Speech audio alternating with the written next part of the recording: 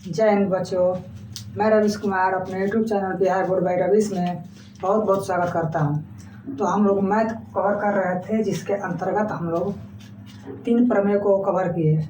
आज हम लोग वृत्त की तरफ अग्रसर होंगे और वृत्त से संबंधित जितना भी कंसेप्ट होगा उसको हम लोग कवर करने का प्रयास करेंगे।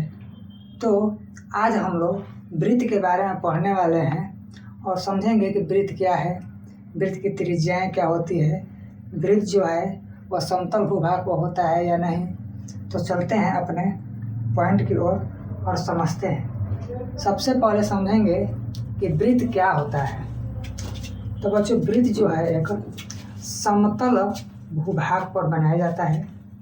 वृत्त जो है एक समतल भूभाग पर बनाया जाता है या समतल पृष्ठ पर बनाया जाता है, जिसमें हम लोग जो भी पृष्ठ समतल हो उस पर जो कुछ भी फिगर को ड्रा किया जाता है वो द्विविमीय होता है।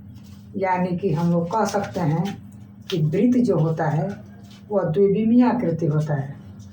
ठीक, बढ़ते हैं आगे, समझते हैं। तो बच्चों, एक इस समतल भूभाग या समतल पृष्ठ पर एक बिंदु लेते हैं। ठीक, इस बिंदु के परितः समान दूरी पर इस केंद्र के चारों ओर एक रेखा ड्रॉ करते हैं। ये रेखा जो होता है वो वक्र होता है। वक्र कहने का मतलब टेढ़ा, सोझा नहीं होगा। तो बढ़ते हैं, इससे संबंधित इसके समान दूरी से होते हुए इसके चारों तरफ एक क्या बना देते हैं, तो वृत्त बना देते हैं। यानी कि इस केंद्र से समान दूरी पर कोई चाप लेकर एक बंद वक्र आकृति बनाए। यानी कि यह जो रहेगा क्या रहेगा, तो बंद रहेगा। कैसी आकृति रहेगी, तो बंद आकृति रहेगी। ठीक है, यानी कि एक केंद्र लेते हैं, केंद्र से कितनी भी दूरी पर एक चाप लेते हैं और चाप की मदद से न इसे घटाते हैं और न ही बढ़ाते हैं। इस केंद्र के या इस बिंदु के चारों ओर एक बंद वक्र का निर्माण करते हैं, जिससे हम जिस आकृति का निर्माण होता है इसे हम लोग वृत्त कहते हैं। इससे यहाँ पर हम लोग 2-3 पॉइंट कवर करेंगे, जिसके अंतर्गत पहला प्रश्न पूछेंगे कि वृत्त जो होता है वो खुला होता है, खुला आकृति होती है कि बंद आकृति होती है। तो बच्चों, इसमें होगा कि वृत्त जो होती है वो कैसी आकृति होती है। तो देखा जाए तो इस चारों तरफ से क्या है, तो बंद आकृति है। तो वृत्त एक प्रकार का कैसी आकृति है, तो बंद आकृति है। आकृति भी कैसी है, तो सरल है कि वक्र है। आकृति जो है आकृति सरल रेखा में है कि वक्र रेखा में है। तो यदि पूछे कि सरल रेखा में है कि वक्र रेखा में है, तो ये वक्र रेखा में है। कैसी रेखा में है, वक्र रेखा में है। अगला पॉइंट समझते हैं कि इसकी जो आकृति है द्विविमीय आकृति होती है। द्विविमीय की त्रिविमीय होती है, त्रिविमीय। ठीक है, तो हमने बताया पहले कि यह जो वृत्त का निर्माण होता है वो समतल भूभाग से समतल पृष्ठ से होता है।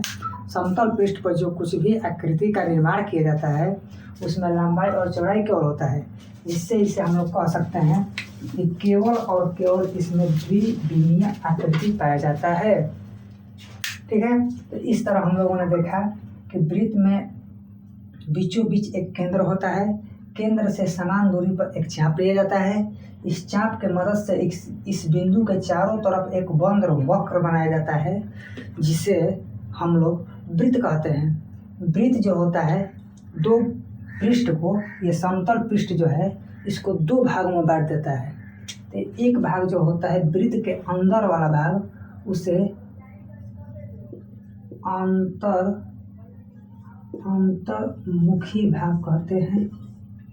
अंतर्मुखी भाग कहते हैं, जबकि ये बाहर वाला जितना भी पृष्ठ है इसे हम बाह्य पृष्ठ कहते हैं, बाह्य मुखी भाग। यानी समतल भूभाग पर हमने एक वृत्त ड्रॉ किया, इस वृत्त के अंदर वाले भाग को अंतर्मुखी या अंदर वाला भाग, जबकि बाहर वाले इससे बाहर वाले भाग को बाह्य भाग कहते हैं, बहिर्मुखी। तो इस तरह हम लोगों ने देखा कि वृत्त जो है एक बंद आकृति है, वो भी कैसी आकृति है तो वक्र रेखा होता है, कैसी होती है तो द्विविमीय होती है।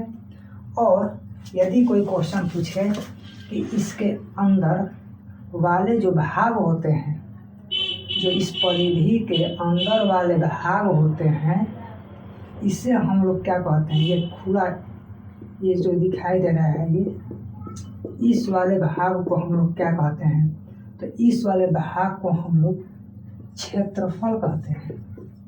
क्या कहते हैं, क्षेत्रफल कहते हैं। यानी किसी भी रेखा से जिस आकृति का निर्माण हुआ है उसके अंदर वाले भाग को क्षेत्रफल कहा जाता है, जबकि जिस आकृति का निर्माण जिस रेखा से हुई है उस रेखा को हम लोग परिधि कहते हैं या परिमाप कहते हैं। यानी कि ये जो रेखा है ये वक्र, ये जो वक्र है इसे हम लोग क्या कहेंगे, तो परिधि कहेंगे। क्या कहेंगे, तो परिधि कहेंगे। तो बढ़ते हैं अपने अगले पॉइंट की ओर। इसमें क्वेश्चन आता है कि वृत्त के अंतःकोण का जो मान होता है, यानी केंद्र पर, वृत्त के केंद्र पर जो मान होता है वह कितनी डिग्री का होता है। तो हम लोगों ने देखा कि इस केंद्र से होते हुए एक जो परिधि खींचा है वह लगभग क्या गोला ही है, गोला वृत्त है। तो वृत्त जो होता है वह अपने केंद्र पर 360 डिग्री का कोण अंकित करता है। यानी कि यदि कोई क्वेश्चन पूछे कि वृत्त कितने डिग्री का कोण बनाता है तो 360 डिग्री का कोण बनाता है। तो हम लोगों ने अभी तक इतने पॉइंट को कवर किया। जिसमें कोई पूछे कि वृत्त में जो केंद्र होता है वह परिधि से कहाँ पर स्थित होता है, तो बीचों बीच स्थित होता है। दूसरा पॉइंट हम लोगों ने पढ़ा कि जो केंद्र से चाप लिया जाता है और उसके परिधि चारों ओर होता है वह समान दूरी पर होती है कि नहीं होती है, तो समान दूरी पर होती है। तीसरा पॉइंट कि जब वृत्त हमने खींचा तो वृत्त जो है इस समतल भूपृष्ठ को दो भागों में बांट दिया। एक अंदर वाला भाग जो इस परिधि के अंदर है, दूसरा भाग जो इस परिधि के बाहर है। तो अंदर वाले भाग को अंतर्मुखी, जबकि बाहरी वाले भाग को बाह्यमुखी कहते हैं। इसके बाद हम लोगों ने पढ़ा कि जो आकृति है बंद है कि खुला है, तो बंद आकृति है। दूसरा पॉइंट अगला पढ़ा कि यह वक्र है कि सरल है, तो यह बंद वक्र होता है। और तीसरा पढ़ा कि यह द्विविमीय होती है कि त्रिविमीय होती है, तो द्विविमीय होती है क्योंकि यह समतल भूभाग पर बनाया जाता है।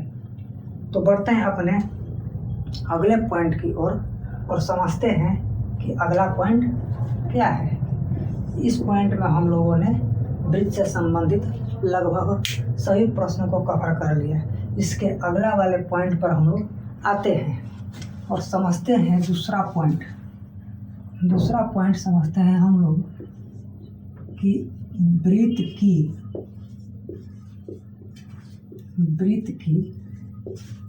त्रिज्या के बारे में। वृत्त की त्रिज्या के बारे में तो बच्चों हम लोग समझते हैं कि वृत्त की त्रिज्या क्या होती है। तो हम लोग एक वृत्त बनाते हैं, ठीक है। वृत्त का ये बीचों बीच हमने केंद्र ले लिया और इससे हम लोग क्या कहते हैं, परिधि कहते हैं। इसका नाम हम लोगों ने परिधि दिया और इस वाले भाग का हमने नाम केंद्र दिया। तो यहाँ पर समझें कि केंद्र से परिधि तक जितनी भी रेखाएं इसमें खींची जाएगी, केंद्र से वृत्त की परिधि पर जितनी भी रेखाएं खींची जाती है उस रेखा को हम लोग त्रिज्या नाम देते हैं। जैसे समझें कि यह केंद्र है और यह परिधि है, तो इससे और इससे मिला दिए, परिधि तक ही रहेगा, बाहर यह ना रेखा जो है नहीं जाती है। यानी कि एक बिंदु केंद्र पर जबकि दूसरा बिंदु जो होता है परिधि पर। तो केंद्र, ये केंद्र और परिधि के बीच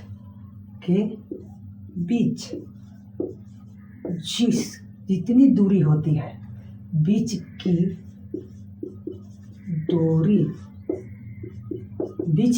जो दूरी होती है बच्चों, वो उसे हम लोग क्या कहते हैं?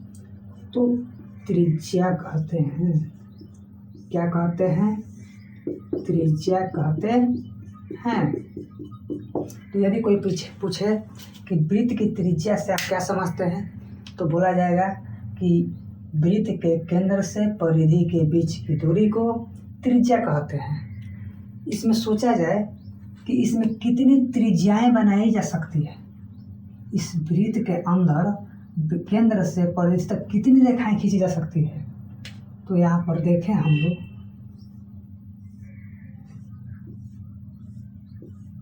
यहाँ पर हम लोग को देखने से लग रहा है कि केंद्र से परिधि तक की जो दूरी होती है उसमें हम लोग लगभग अनगिनत त्रिज्याएं खींच सकते हैं।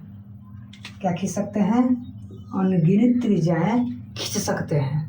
तो इस तरह हमारा यह निष्कर्ष निकला कि एक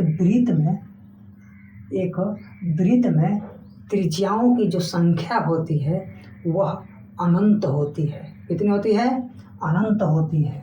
तो दूसरा पॉइंट, त्रिज्याओं की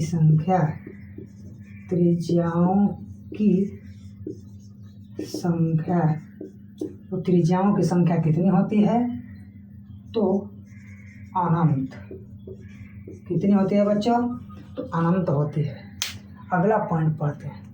अगला पॉइंट है कि इसमें केंद्र से परिधि तक जितनी भी त्रिज्याएं इसमें खींची गई है, इस वृत्त में केंद्र से परिधि के बीच जितनी भी त्रिज्याएं खींची गई है उसकी लंबाई देखा जाए तो सभी का लंबाई जो है समान है, या इसी को हम लोग कह सकते हैं बराबर है।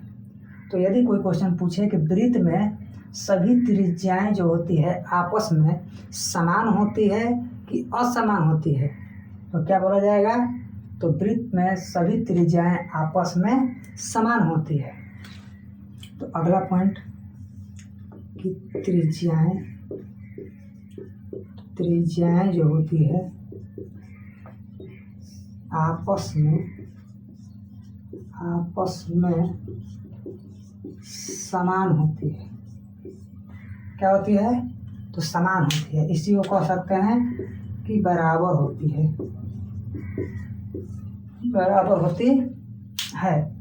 अच्छा जरा बताइए कि इस वृत्त में जिस परिधि से इसका निर्माण हुआ है, इस वृत्त में जो परिधि का से निर्माण हुआ है, इस पर बिंदुओं की संख्या कितनी होती है? यानी कि वृत्त का जो निर्माण हुआ है उसके परिधि पर कितने बिंदुओं का निर्माण हुआ है? तो कह सकते हैं कि इसमें बिंदु जो होते हैं, वृत्त पर बिंदुओं की संख्या यदि पूछा जाए तो इसकी संख्या जो होती है अनंत होती है। क्या होती है? अनंत होती है। ठीक है। अभी तक हम लोगों ने पढ़ा कि वृत्त की जो त्रिज्या होती है उसकी दूरी जो होती है केंद्र से परिधि के बीच की दूरी को त्रिज्या कहते हैं। दूसरा पॉइंट पढ़ा हम लोगों ने कि त्रिज्याओं की संख्या जो होती है एक वृत्त में अनंत होती है। त्रिज्याएं जो होती है आपस में सभी क्या होते हैं? तो बराबर होते हैं। त्रिज्या को हम लोग किससे सूचित करते हैं?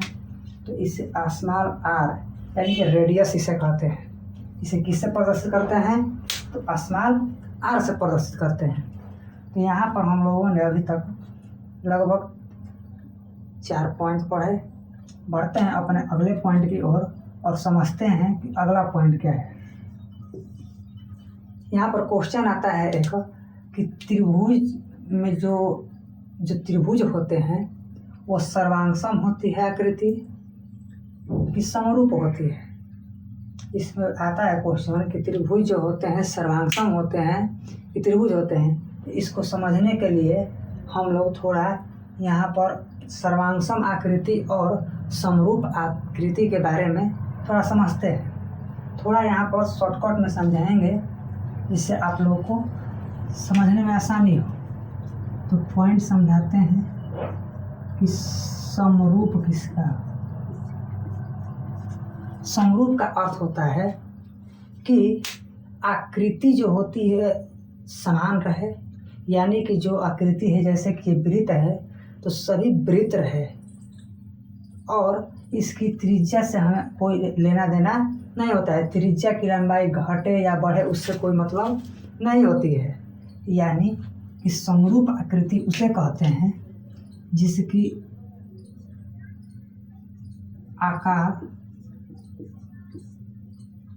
आकार जो है समान हो, जबकि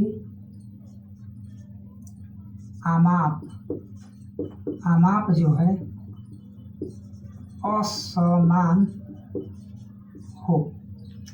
समरूप आकृति उसे कहते हैं जिसका आकार समान हो लेकिन आमाप यानी कि लंबाई जो होती है, त्रिज्या का लंबाई जो होती है वो अलग अलग हो। यानी कि हम लोग कह सकते हैं कि यदि तीन त्रिभुज बनाए यदि, और इसकी त्रिज्याएं जो है एक सेंटीमीटर है, जबकि ये 2 सेंटीमीटर है, ये 3 सेंटीमीटर है, ये 4 सेंटीमीटर है, तो हम लोगों ने देखा कि आकार तो समान है, यानी कि सभी वृत्त ही हैं। लेकिन यदि आमाप यानी कि लंबाई की बात की जाए तो लंबाई इसमें त्रिज्या 1, इसमें 2, इसमें 3 और इसमें 4 सेंटीमीटर है। तो हम कह सकते हैं कि वृत्त तो सभी हैं लेकिन इनका आमाप क्या है, अलग अलग है। तो इस परिभाषा को फुलफिल कर रहा है ये कि आकार तो समान है लेकिन जो आमाप है अलग अलग है। तो इस तरह हम लोग कह सकते हैं कि वृत्त हो, दुनिया में कितने भी वृत्त हो तो उसकी त्रिज्याएं अलग अलग होगी। यदि अलग अलग होती है तो उसे हम लोग कहते हैं कि वो जो सभी वृत्त हैं यानी कि उसकी त्रिज्याएं अलग अलग हो, तो वैसी आकृति को हम लोग समरूप आकृति कहते हैं। क्या कहेंगे? तो समरूप आकृति कहते हैं। तो हम लोग के लिए यहाँ से एक पॉइंट निकला कि सभी वृत्त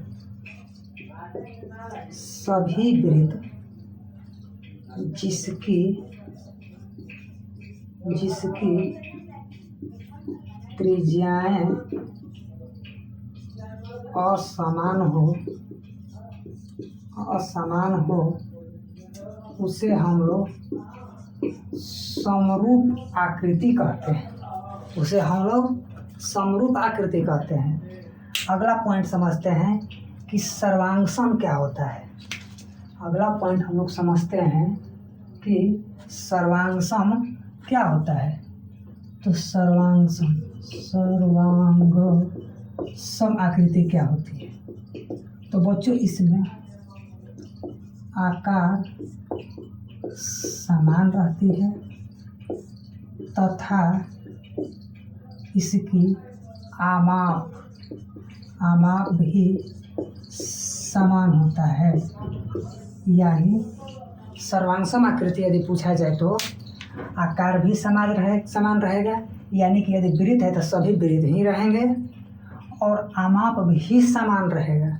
यानी कि इसमें जो आमाप था समरूप में अलग अलग था, लेकिन इस वाले आकृति में यानी कि सर्वांगसम आकृति में सभी जो त्रिज्याएं होंगी वो भी क्या लंबाई में होंगी, तो समान होंगी।